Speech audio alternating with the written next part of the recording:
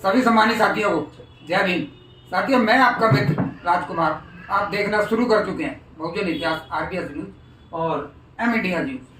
साथियों, आज फिर हमारे बीच में हम देख रहे हैं 2-4 दिनों से हमने एक वीडियो डाली थी साथियों कि हमारा जो संगम विहार है, संगम विहार की तोड़ फोड़ बचने वाली है। 1511 कॉलोनियाँ उसके अंदर जो थी, सरकार ने उनको पास कर दिया है।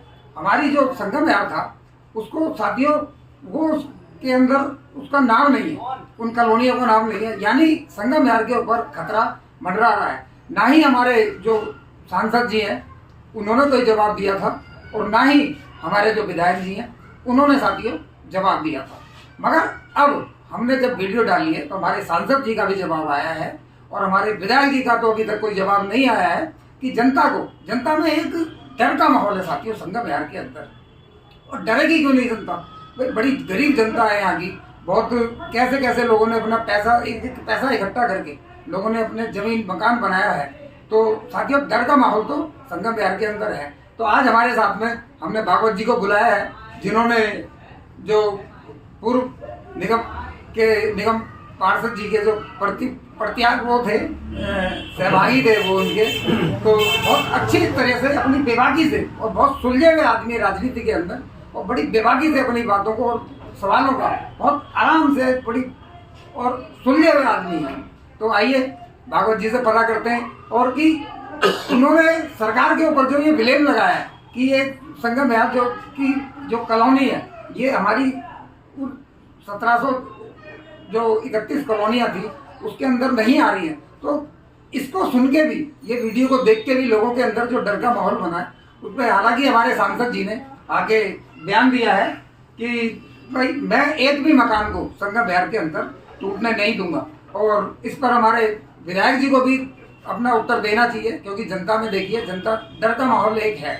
और आइए हम भागवत जी से, अपने भागवत यादव जी से फिर सवाल लेते हैं कि वो ये सांसद जी और हमारे जो विधायक जी हैं वो कैसे कह रहे हैं कि एक भी मकान नहीं टूटेगा।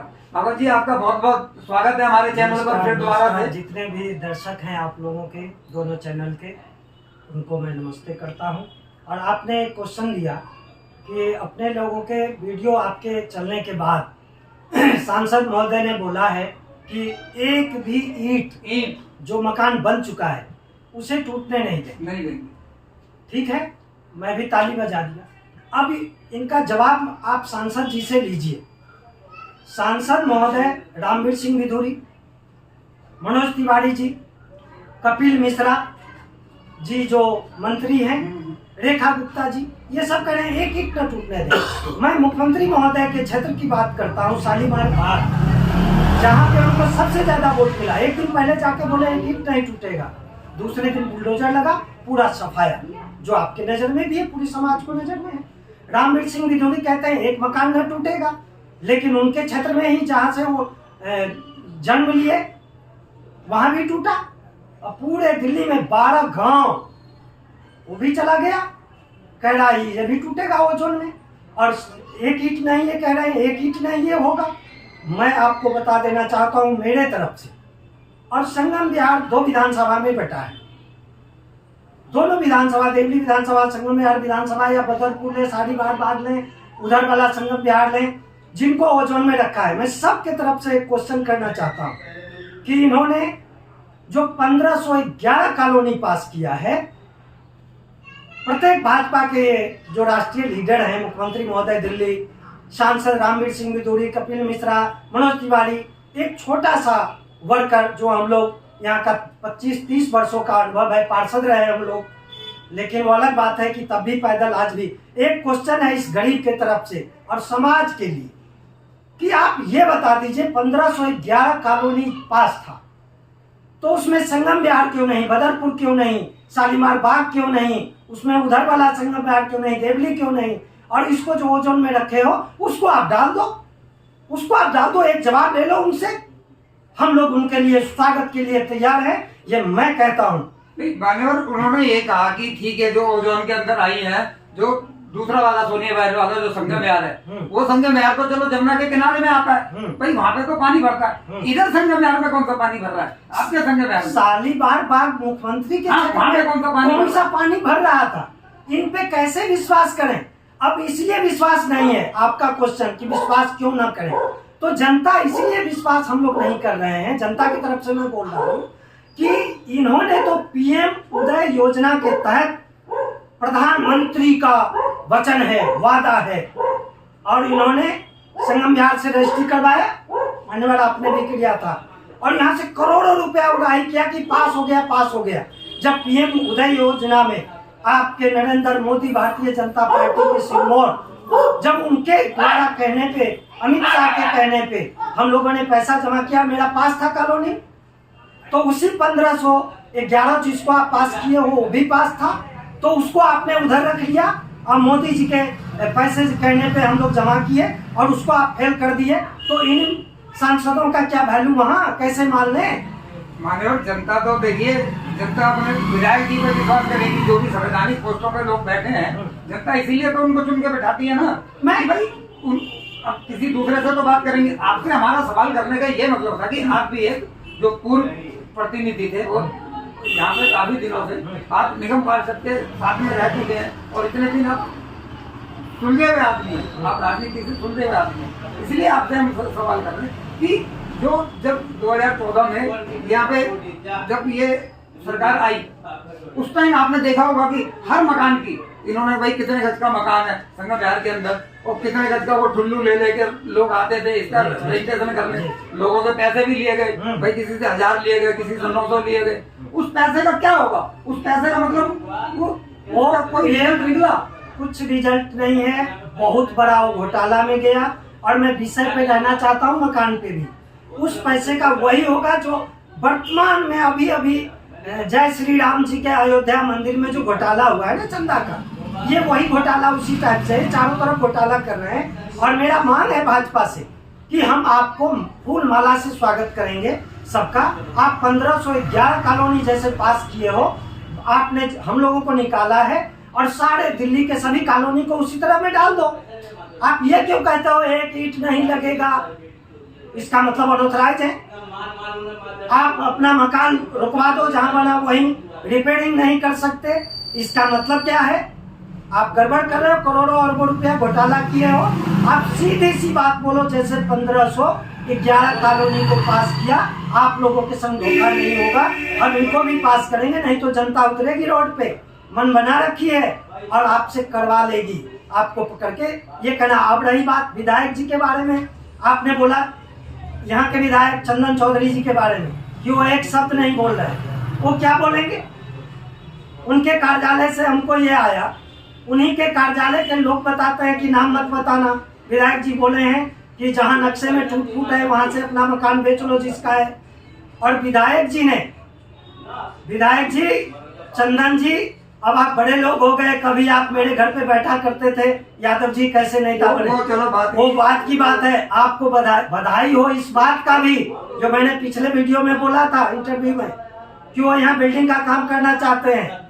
मुझे सूत्रों से पता चला है कि वो संगम विहार में जमीन खरीदना शुरू कर दिए हैं। माननीय काम तो देखिए विधायक जी कर ही रहे हैं, देखो रोड का काम भी हो रहा है और उन्होंने अभी पानी के लिए इतना बड़ा वो बनाया है, तो काम तो चल ही रहा है। अभी चंदन संवाद करके एक चैनल है, मैं कटाक्ष कर रहा हूँ, उन्होंने भोपू लगा के मुंह में और बोला आई ब्लॉक तक तो 7 दिन में पानी आ जाएगा। मेरे पास वीडियो है मोमना जी, मेरे पास वीडियो है, आप लोग भी देखे होंगे। क्या अभी तक पानी आता है आपके आई ब्लॉक में? तरस रहे हैं लोग। अभी मैं आया हूँ, लोग घेर लिया था मुझे, एक झूठ, अब फूल का माला दो या जूते का आप जानो। उनकी बात आप करते हो। 80 फुटा रोड इसी महीने चालू कराऊंगा। और उन्होंने देखिए अभी उद्घाटन किया है। आप उस पे आइए, क्या बना 80 फुटा रोड?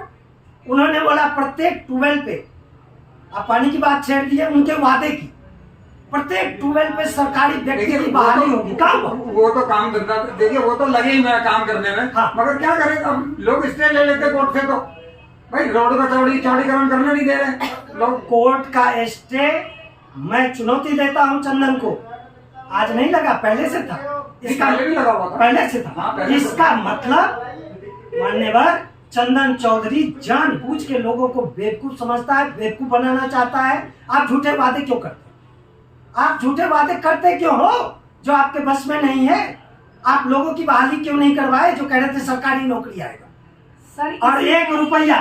इसी में मैं आपको टोकना चाह रही हूँ, इसी में आपको टोकना चाह रही हूँ कि जिस तरीके से ये कहा गया था चंदन जी एमएलए, उनके चमचे आज की डेट में कहते हैं कि संगम बिहार में फ्री पानी है। एकदम नहीं। क्या आपको लगता है कि फ्री पानी है? एकदम नहीं। मैं खुद अब क्या बोलूं, अभी जितने जगह से आए वीडियो उसके वायरल होते हैं, पैसे लेते हैं। अगर आप पैसे नहीं दो आपका उन्होंने ये भी कनेक्शन कहा काट देगा। कि जल बोर्ड से चलाएंगे, आपके जो चलाएंगे। हाँ, जल बोर्ड से लोग आएंगे, सरकारी बोर्ड चलाएंगे और फ्री में, करेंगे। और सरकारी नौकरी होगी इतनी, हाँ, और उसका हम बहाली निकाल रहे हैं। हाँ, अरे है। अब ये बताओ तो उसमें आरक्षण कितने % आपने दिया SC/ST को, और कितनी बहाली हुई? उन्होंने मान्य कहाँ गया? देखिए, जो 400 रुपए ले रहे थे लोग, जो 500 रुपए ले रहे थे, जो 2 रुपए लोग ले रहे थे, उनका तो धंधा उन्होंने खैर बंद किया है। देखो इस बात का तो नहीं, उनका धंधा बंद हुआ है। सर हो उन सकता है। लोगों को उनको उन्होंने क्या है, भाई तू अब इस बोर्ड पे रहेगा, तेरे को हम तनख्वाह देंगे, तेरे को गवर्नमेंट तनख्वाह देगी, तेरे को जल बोर्ड तनख्वाह देगा। नहीं, एक मिनट। वही तो सवाल किया है। वही जब सवाल, गवर्नमेंट तनख्वाह दे रही है तो जब पैसे क्यों गवर्नमेंट लिए जा रहे तनख्वाह हैं? दे रही है पानी चलाने वाले को, तो 2 बात हो सकता है। चूंकि मैं पार्षद प्रतिनिधि, अब सारा काम पार्षद का मैं देखता था, बिल्कुल। और मैं दाग नहीं आने दिया। अब चंदन चौधरी जी, अगर ये बात आप कह रहे हो कि 1 रुपया नहीं था, चूंकि आप कहते हो हर एक इंटरव्यू में, और आपके पीछे तो मीडिया वाले लगे रहते हैं, हमें तो क्लेम है कि आप पैसे दे के कराते हो ऐसा। आप ये बताओ, या तो बहाली आपने कर दिया है तभी आप कहते हो फ्री पानी दे रहा है, और यहाँ से पैसा जा रहा है और उसका वीडियो बन रहा है। आप इसका मतलब उसका उगाही आपके कार्यालय में होता है जो क्लेम लगता है लोगों का, या नहीं तो जिन जिन लोगों को आपने बहाली किया जिस बोर्ड पे, आप ये एक चार्ट जारी कीजिए, उससे आपको बधाई दिया जाएगा। और फ्री पानी कहीं नहीं है।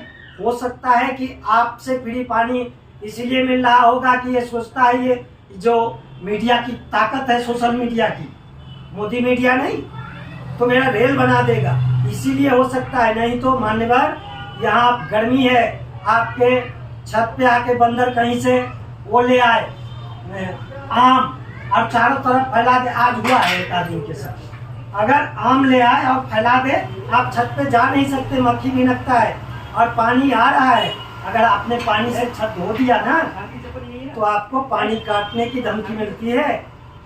इतना बुरा हाल है संगम बिहार में, पानी के लिए तरसता है। और संगम बिहार का पानी, कंप्लेंट भी हो जाती है कहीं ना कहीं।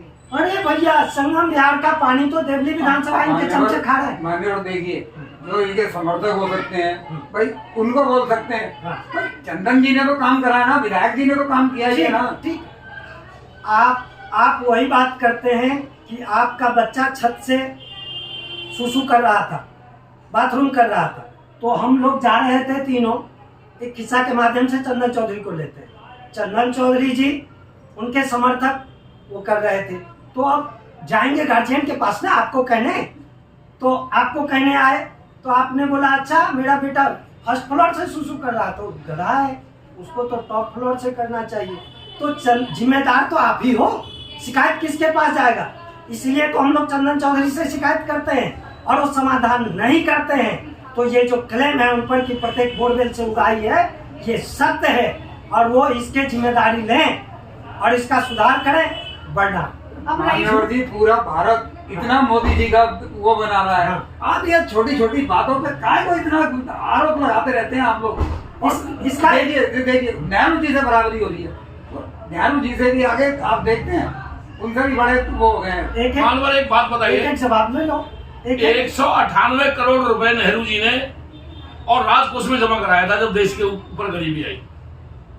क्या मोदी जी ने 1 रुपया जमा कराया आज तक? नेहरू जी 6312 दिन जेल काट गए, मोदी जी कितने दिन जेल में गए? आप नरेंद्र मोदी जी पे आए, हमारे प्रधानमंत्री है माननीय, कि इन्होंने देश को तरक्की कर दिया। आपका भाव ये था, उनका डंका बज रहा है, डंका बज रहा है, सभी में डंका बज रहा है। अभी 3 पोर्ट जो है आपका, पनिया जहाज देश की भाषा में, उस पर अमेरिका ने बम गिरा दिया, क्यों नहीं बोलता। उसके बाद आपका रुपया, मोदी जी कहते थे कि रुपया गिरना देश की मर्यादा प्रतिष्ठा गिर जाता था। आज आपका रुपया लुढ़क गया, पाकिस्तान से नीचे आ गया। रुपया नहीं लुढ़क रहा मानने वाले, ये डॉलर बढ़ रहा है। कैसी बात कर रहे हैं? ठीक है, प्रधानमंत्री जी ने खड़े होकर बोला है। ठीक है, ये डॉलर बढ़ रहा है, ये आप उसको समझाओ अपने भक्तों को जो गोबर खाते हैं, वो गोबर भक्तों को समझाओ। देश की जनता जाग रही है और इसलिए आज देख रहे हैं आज के डेट में कॉकरोच का आज क्या हाल हुआ।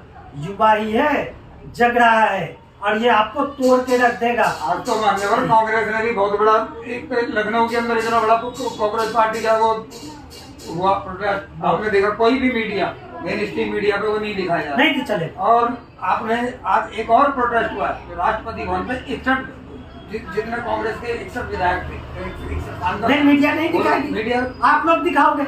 जनता की आवाज आज के डेट में ये लोकल मीडिया आप हम लोग दिखाते हैं, सब देशद्रोही कहते हैं हमें। देशद्रोही ये जिसको कहता है ना, असली देशभक्त वही है।